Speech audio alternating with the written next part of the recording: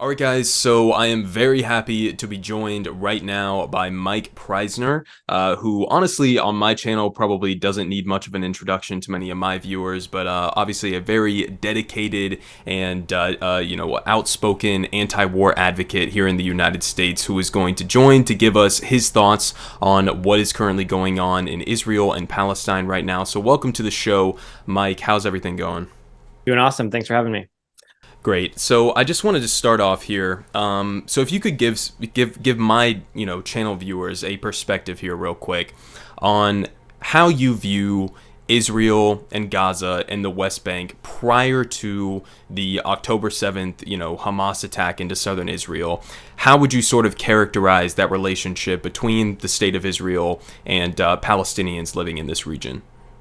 Sure. Well, that's obviously a big history and a long history, but I mean, you can really sum it up by saying that the creation of Israel in 1948 was one born in violence and massacres and mass ethnic cleansing and depopulation of Palestinian villages. And it didn't stop with that single event known as the Nakba. It didn't stop with just the expulsion of almost 1 million Palestinians from their homes and what became the borders of Israel. But once that territory was taken, every single year from 1948 on, there was more conquest of land by the Israelis, by armed Israelis, of Palestine and expulsion of Palestinians. So this has gone at different paces at different times. Of course, the 1967 war is when Israel launched an offensive and took much more of Palestine.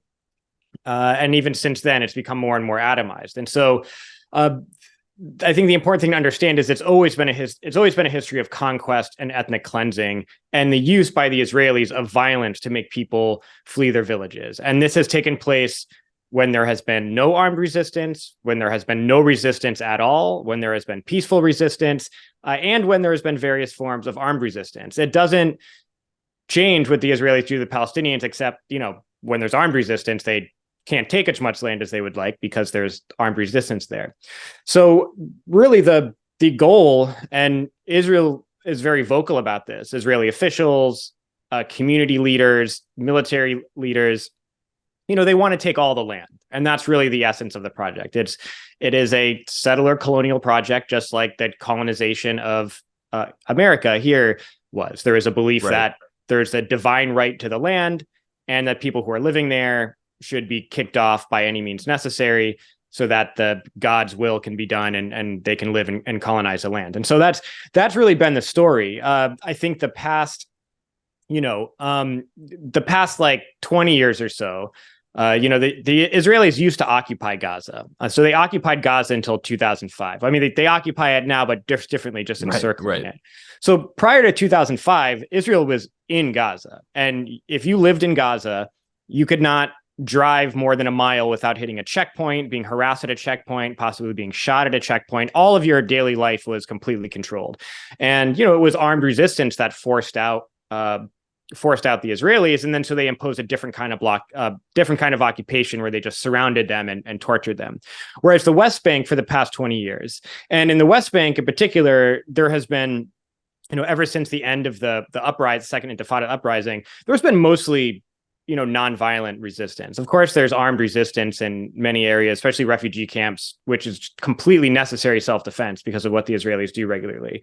Right. And Israel has just done nothing but, go in, shoot people, terrorize them, and make them leave. And then there's this, I think the thing that is usually most shocking to people is like life in the West Bank. Palestinians in the West Bank, which is, supposedly under the Palestinian Authority, they have their own government. It's under a military dictatorship, an Israeli military dictatorship. There's only a few tiny little speckled areas that are under the Palestinian Authority. The rest of it, it's a Israeli military occupation. It looks like Iraq did during the Iraq occupation. Right. And even the Israeli soldiers the Palestinian Authority has sort of lost some legitimacy amongst the Palestinian people because I think many people view them as sort of complicit in the ongoing sort of ethnic displacement of Palestinians in the West Bank and in the ongoing raids and in the ongoing expansion of illegal settlements in the West Bank and all of that as well, right? Oh, they're total collaborators. That's why they don't have elections. Nobody Right. votes for a boss to put him in power. But there is, because I've been to all over that area, and there is a kind of a sense of safety in living in a bubble when you are in the area that is a PA security, because there's no Israeli soldiers there. The Right. PA is bad and our collaborators, but when you're out and about with Israeli soldiers everywhere, it's just constant terror. And where the Israeli settlers are, it's constant terror. So in the areas, the atomized areas under the Palestinian Authority, where there's no armed settlers and there's no Israeli military, yes, you have this Israeli collaborator government, but you can kind of breathe a little bit. In the other areas, it's a fascist dictatorship. Yeah. You really have no rights. There's no laws. There's just military orders, they're called, which is just military decrees. For example, you cannot wave a Palestinian flag in Palestine. That's a crime under these military laws. If you're arrested, you don't go to a court. You go to a military tribunal where the judge is just a IDF officer. And so the complete denial of rights of any kind, including political rights, holding a rally, passing out leaflets, these kinds of things are illegal because it's a fascist military dictatorship. Yeah. And so it's really kind of hard to overstate just the level of repression against Palestinians, even when they are doing nothing. And I think, before we get into the post-October 7th policy, I think a great example is, of course, all the focus on the Israeli violence now is being justified by the U.S. and by Israel as, this response to Hamas wanting to do a genocide against Israelis or something. Sure. Since October 7th, about 15 farming villages have been depopulated, ethnically cleansed by the Israeli military in the West Bank. And these are peaceful villages with no armed resistance at all, no connection to Hamas, no connection to resistance forces. And so, for that logic to hold that everything Israel's doing is in self-defense, how would you explain, going and shooting elderly farmers trying to pick olives and then kicking everyone out of their homes in that area? Right. So I know that I didn't get into everything maybe you wanted to, so I'm happy to keep going on certain points if you feel you want to.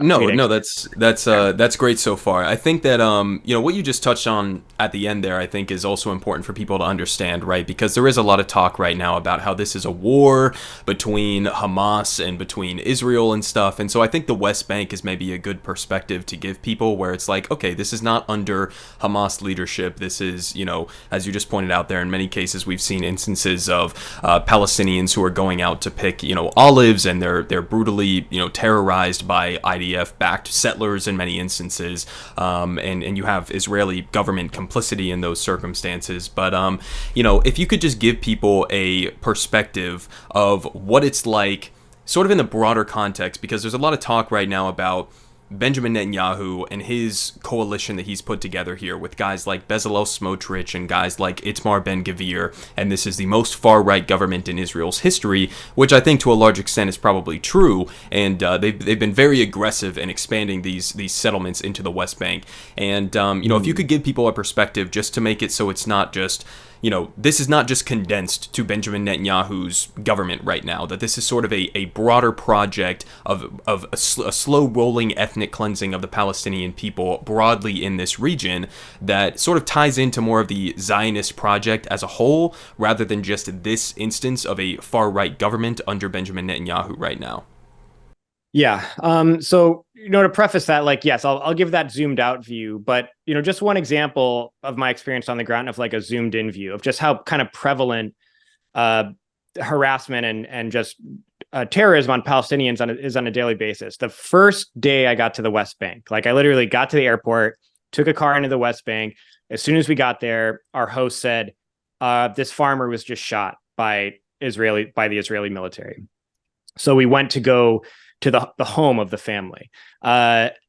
So immediately when we get there, there's this tragedy that happens. It was just this farmer. He's probably in his 60s. He was working on his own land, and an IDF patrol just came up and shot him in the back. And they say that they told him to turn around, and he didn't turn around fast enough. And so that's why they shot him. They killed him. Wow. So we go to his house where, immediately after someone's killed, everyone will gather at the home of the dead's family. So we're at the house with the entire family. And so seeing this kind of really intense, raw emotional reaction to just losing, a staple in the community. And then so we leave so then there was that experience, and then we leave the memorial, and the Israeli military is at the end of the road attacking everyone leaving, shooting tear gas, shooting rubber bullets, setting barricades on fire. And then so we were attacked by the Israeli military, and then they closed all the roads that lets you get back into the village that we were staying in, or the camp that we were staying in. And so everyone who's at the memorial had to take this like 2-hour detour to get somewhere it should have taken 10 minutes to get to. And so that was like, even those little things of just like barricading streets so you can't go on them. I mean, it's it's the cruelty. It just like goes even down to like that bottom level. And so that was just the first like 8 hours I was in the West Bank. And every day was something like that for the entire month that I was there. So that is like the daily reality for like every Palestinian. In regards to just the broader situation, like there's like some kind of political spectrum in Israel, but there is complete unity in saying that they should conquer all of Palestinian land and expel as many of the Palestinians as they possibly can. There's nobody in the Israeli government or in Israeli politics that talks about a two-state solution. I mean, there are some like Arab members of parliament, which is just like a kind of a fake thing they use as a shield, and they have really no rights to. But we hear that a lot from U.S. officials, and even Blinken and Biden now, like, oh, we're committed to solving this through a two-state solution. That's not considered serious in Israeli politics. Nobody talks about a two-state solution. They know that that's not.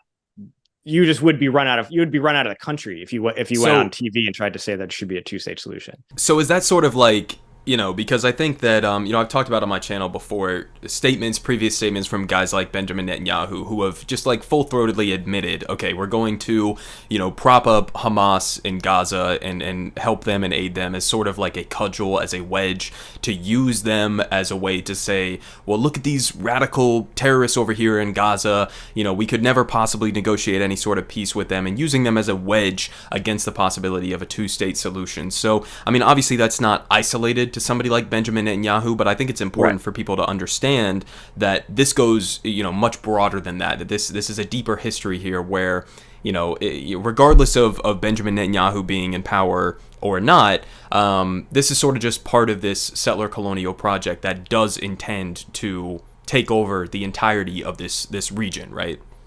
Yeah, I mean, there is a kind of major revelations, I think around 2010 or 2011, called the Palestine Papers.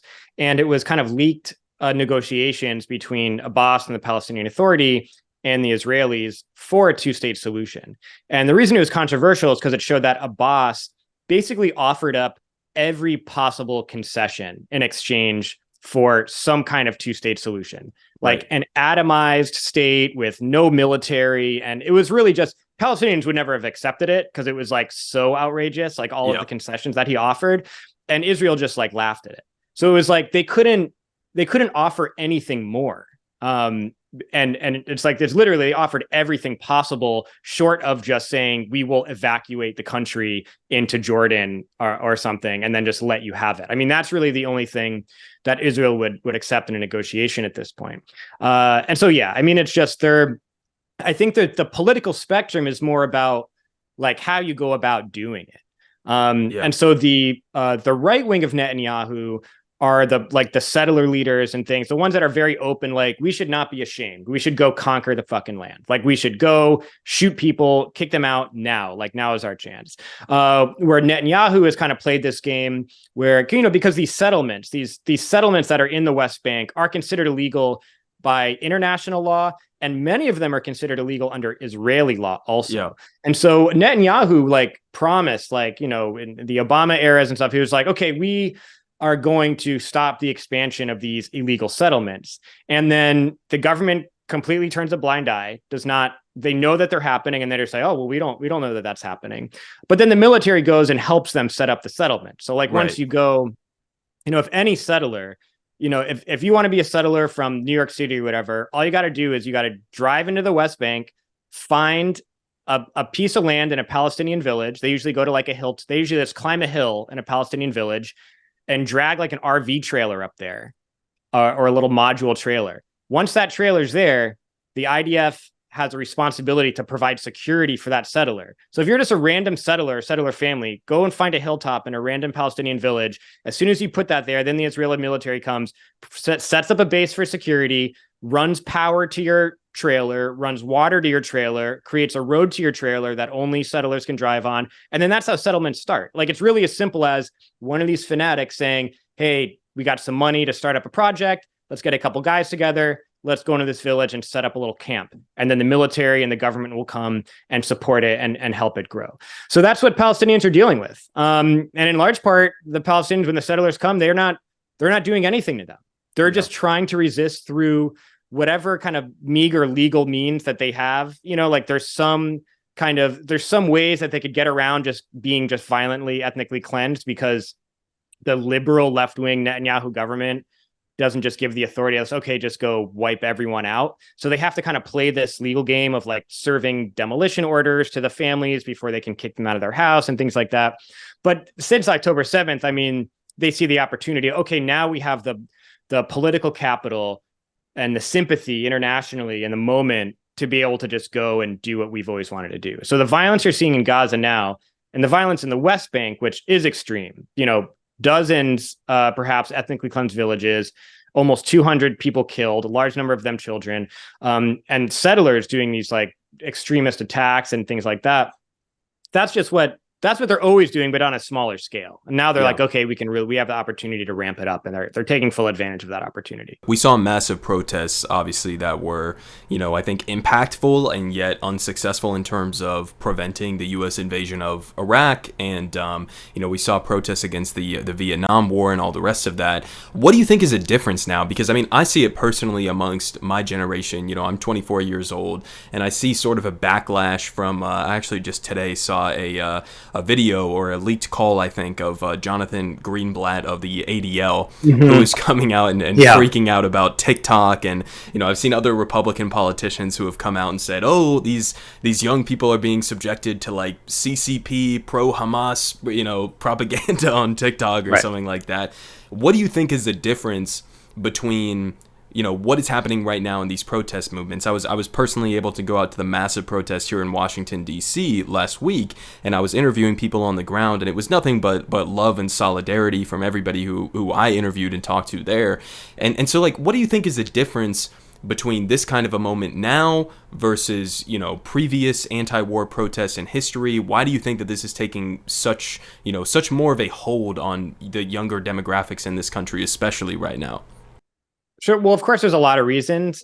I think a big one that doesn't often get acknowledged is, you know, Israel's whole narrative and the U.S. support for Israel. It is resting completely on racism, anti-Arab racism. I mean, that's what props the whole thing up. Yeah, is the belief that these are terrorists, less than human people, and we are the like shining light in the Middle East. It's really based on that. I mean, Israel needs people to hate Arab people as a people for their narrative to work. In the United States, the population of Arabs, the population of Muslims has gone up a lot. And so once you just come in contact with the people that the government tries so hard to dehumanize, it's really hard for them to keep up that racist dehumanization. And so I think a lot of the young people that are coming out to the demonstrations, they've either made friends with people from the Arab and Muslim community in their schools or in their workplaces or in their social life, or they follow on social media, like prominent Arab or Muslim, celebrities and artists and creators and things like that. And so I think that's a big part of it. I mean, breaking down those walls of racism that Israel's shit is so dependent on by just human beings having their own life experiences with the people that they're being told to dehumanize. I mean, this was huge in the Iraq War, where so many of the soldiers of my generation who ended up, you know, taking the side of the Iraqi people after going to Iraq, it was just from hanging out with Iraqis in Iraq and meeting Iraqis. I mean, that's what it was for me, and that's what it was for like thousands of soldiers in my generation who invaded Iraq knowing nothing about Iraq, nothing about Iraqis, except this caricature that was pumped into our minds, our entire lives growing up in the 90s. And then, of course, after September 11th, and then actually interacting and meeting, and of course as occupiers wearing a uniform, but it just completely shattered it all. And then we said this is all bullshit. And so I feel like something similar has happened with youth in America today. And so you can't emphasize enough how much it just comes down to racism that supports the whole thing. So I want to move on here just to what you think of Joe Biden's handling of all of this. Now, I've talked about in some of my previous videos, you can go all the way back to, I think it was 1986, 1987, when Joe Biden was a senator. And there's this famous clip that's been going around of him basically saying, if Israel didn't exist, then the United States would need to create an Israel in the region to protect our geopolitical interests. How much of this response from the Biden administration of sort of full-throatedly endorsing everything that Israel is doing right now, how much of this do you think is his personal, I guess, sort of like ideological approach to this, or how much of this is sort of an extension of the U.S. empire and our economic, our geopolitical goals within this region here? Yeah, I mean, there's really one reason why the U.S. supports Israel the way it does, and that's the reason. It sees it as an outpost, a proxy army. It's military in the Middle East. And of course, it's located near a lot of countries that the United States wants to control and threaten and have hegemony over. Right. So that's why the U.S. has this undying support for Israel. The only political spectrum in government is, people like Biden, who is just like, hey, whatever you want to do, you have the right to do it. You know what I mean? Like, just uncritically, he could exercise so much pressure on Israel to not be bombing hospitals, not be bombing mosques, like all of these things, because Israel's completely dependent on the United States, 100% completely politically, or 100% for political, military, financially. They're just dependent on us to do this.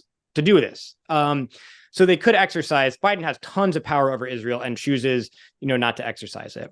And then the only other end of that spectrum of anyone really who has any power is represented by someone like Obama, ironically, who picked Biden as VP and is responsible for him being president now, where there was a more contentious relationship with Israel, where it was like, you guys can do all the horrible shit that you want, but you got to kind of help us out by not being so overtly war criminals. And so that's why Netanyahu came to Congress without Obama's approval and gave this anti-Obama speech and stuff like that. So it's there was tension between Israel and the US in the Obama years, because Obama was just can you guys not be so crazy? Because it makes it harder for us to do stuff. That's why we see an example of this recently where Blinken, when he went on his big trip, when they went on their pro-genocide tour, Blinken basically told the Israelis, it lets some water into Gaza because it's going to be harder for us to back you up in the long run if you don't let some water in. So it'll give us more time. It'll give you guys more time to continue the bombing afterwards.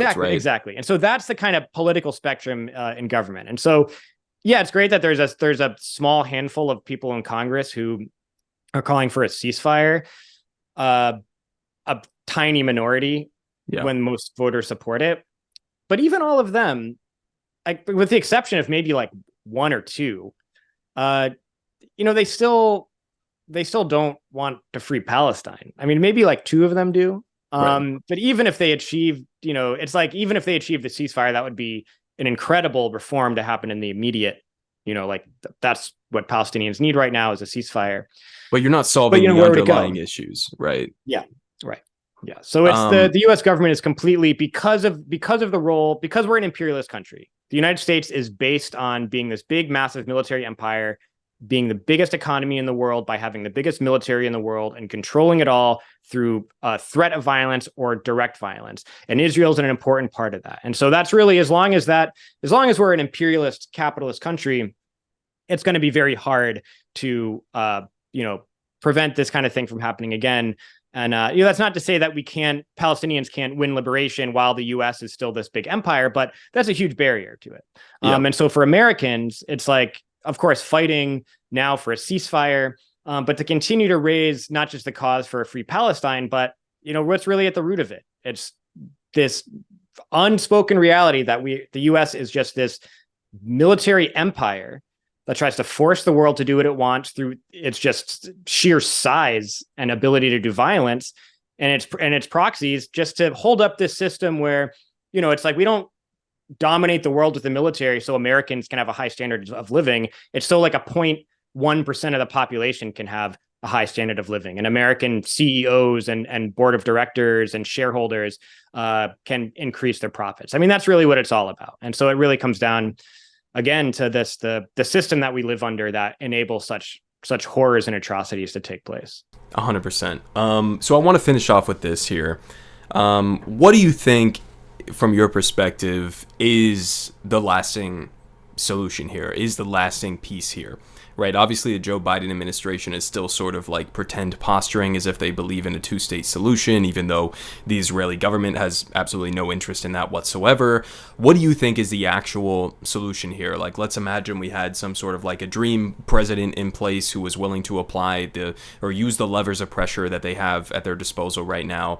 Are you in favor of sort of a two-state solution with, I don't know, maybe the 1967 borders or pre-1967 borders, or are you in favor of sort of a one-state solution with full democratic and civil rights for everybody living in the region? What do you think would actually be a feasible, lasting peace and reality for this region? Yeah, well, I want to point out that even Hamas says they would accept a two-state solution on the 1967 borders. So that is a completely feasible solution if the U.S. was actually interested in negotiating peace. But I don't think that's the best solution, even though it would be accepted by many Palestinians and resistance organizations.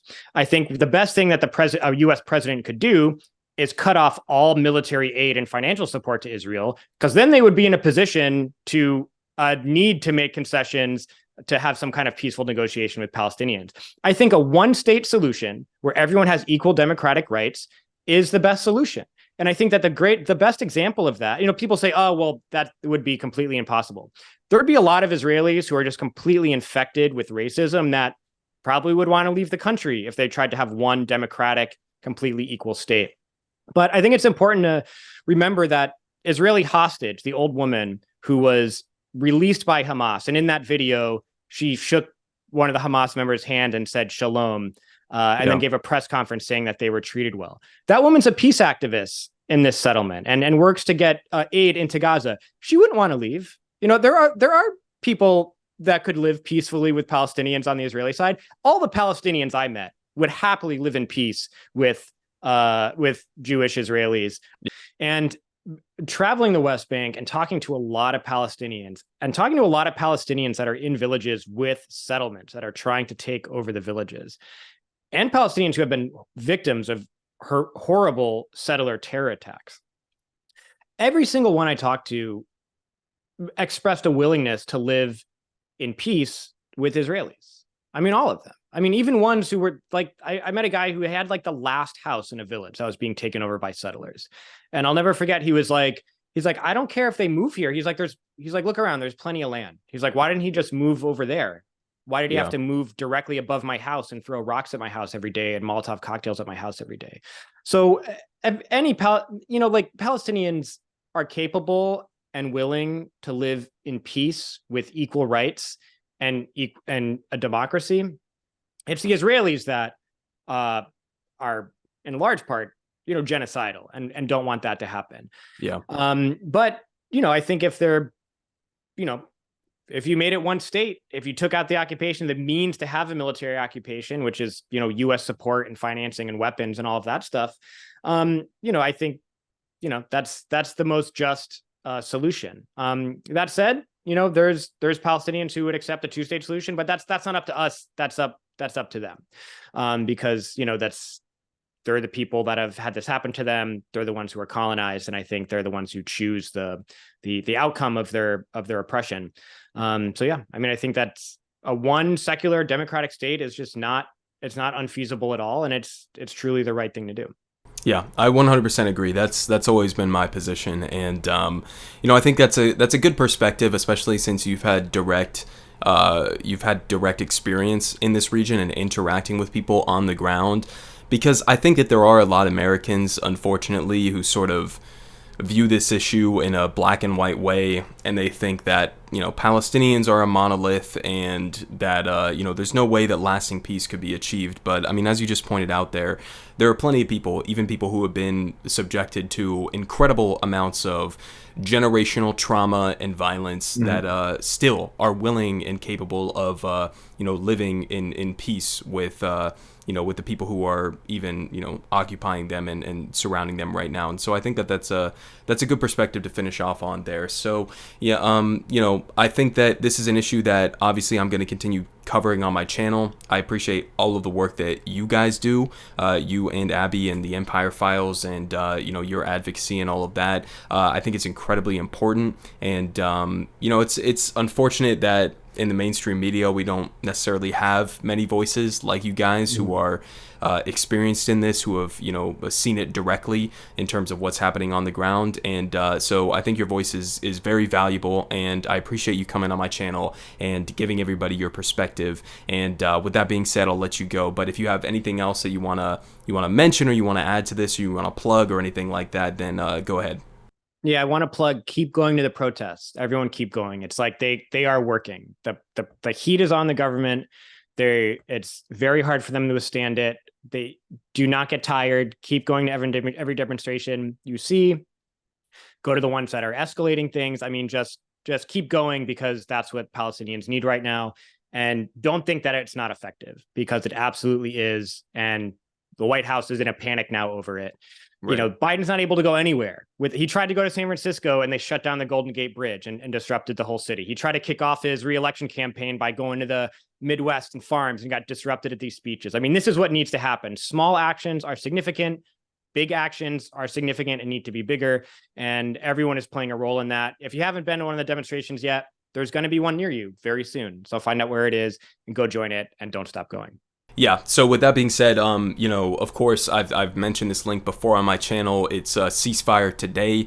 It's a link that was pointed out by a friend of my show, Jordan Ewell, who's been putting together some resources. So if you guys want to go, I'll put that at the top of my description in the link below, and you guys can get a script in terms of how you can call your member of Congress, email list, protests near you, ways to donate towards like the Palestinian Children Relief Fund, and all of that good stuff. And just keep active. I know that it's on my channel, especially, like, it does seem like it's very doomer, it's very bleak. It seems as though things aren't really making a difference right now, but we can continue to make these people uncomfortable. And I don't think that the Biden administration, I don't think that a lot of these Democrats and Republicans, for that matter, would be so so hedging their commentary right now if it wasn't that this was making a big impact. So keep it up, as Mike just said there. And again, I appreciate you coming on, and hopefully we can have you on again on the show sometime soon.